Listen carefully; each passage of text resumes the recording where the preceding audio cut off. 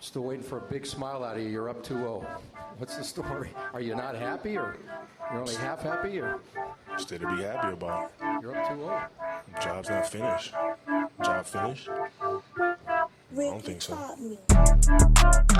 Welcome, ladies and gentlemen, to Rick's BLAZIN takes. You could have been anywhere in the world, but you here with me. I appreciate that. So without further ado, let's get right into it. SimWorld, what it do, what it is. This is Rick Blaze coming to you live and direct with another episode of Rick's BLAZIN takes. It's almost SimWorld prep. Race to one time. It's playoff basketball time. We got a lot to talk about, so let's talk about it.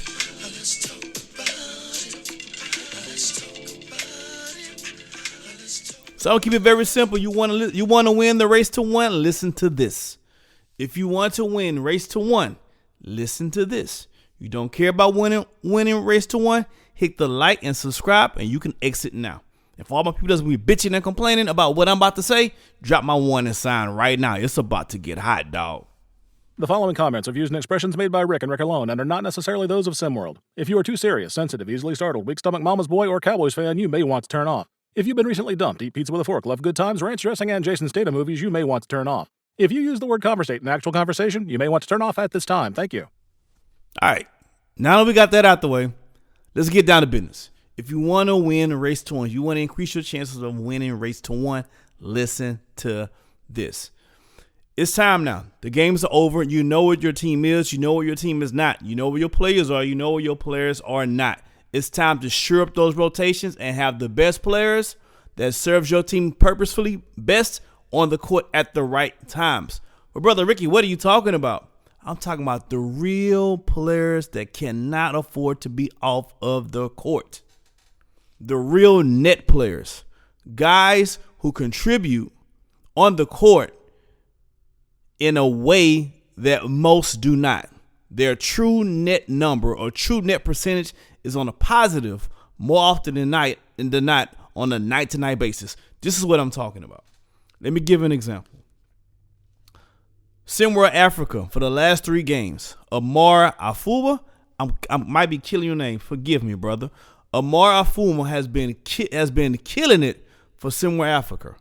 He's been averaging the last 3 games, 23 points, 6 rebounds. Now, is he the only person in SimWorld to average 23.6 rebounds? No. But let me tell you why Africa's been in it. Although they hit against some really good teams, including Beasts of the East. His last 3 games have been Beasts of the East, H-Town Hoopers, and Philadelphia Elites. They've been within 5 points in all of those games. A lot of it has to do with Amar A. Can I just say Amar? Amar A. And let me tell you why.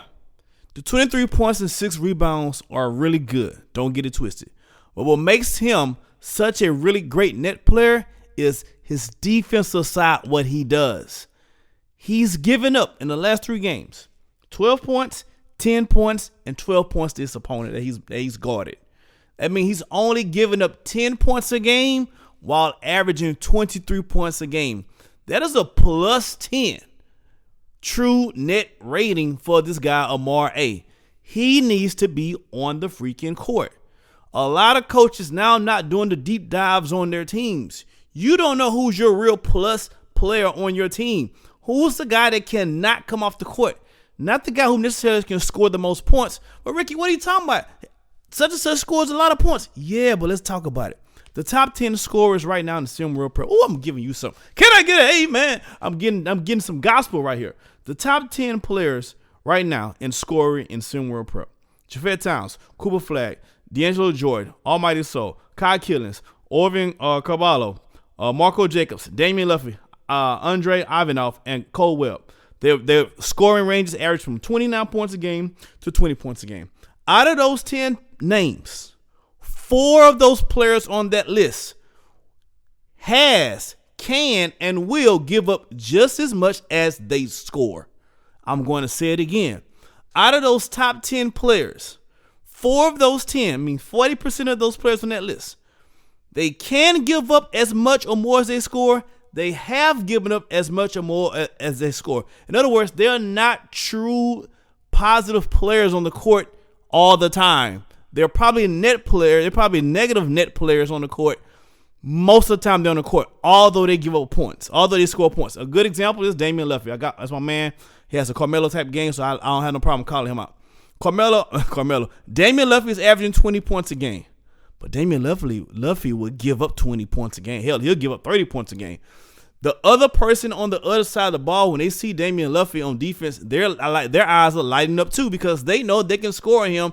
His ability to stop his opponent is not that great at this point in time. Can it improve? Absolutely. These are kids. But I'm telling to you, coaches, you need to know who you cannot afford to have on the court when it's winning time. Let me show you why. Did you watch the Lakers game? You got to have a stop when the game on the line. They lost the game because they couldn't get stops. Did you watch the Sixers game? You got to have a stop when the game's on the line. You don't win the game. The game is about a bucket. But if you want to win the championship, you got to play defense, baby. Championship is spelled with the letter D. It starts with D and it ends with D. It should be D championship. That's how we rename it. It's called D championship. Championship starts with D and ends with a D. You have to play both sides of the court. Who is your net positive players on the court? Not necessarily the person who scores the more points a game. The guy I'm talking about may be only scoring 8 points a game, but hell, he might be only giving up 2 with the man he's guarding. Beverson Patches is another good example from AT Aliens. His average per game is not great, but his defense on the opponents that he holds, they shoot terrible percentages when he's guarding them. Even if they score more points to him, because he's not an offensive juggernaut, right? So even if they score more points to him, they're going to shoot 40% or below to get that. As a defensive player, you've done your job. So his net value for his team is very low for his team. The chances of his team winning that game, although he scored 20 points, is really low because Beverson Patches has done his job. The reason why Cooper Flagg will win the Player of the Year award is because not only is he averaging over 25 points a game, but you never hardly see him give it up that many points either. Both sides of the ball, my friends. Both sides of the coin. Coaches, if you don't know who those players are, you need to identify them and identify them quick. If you want to win race 1, there you have it. I'm out.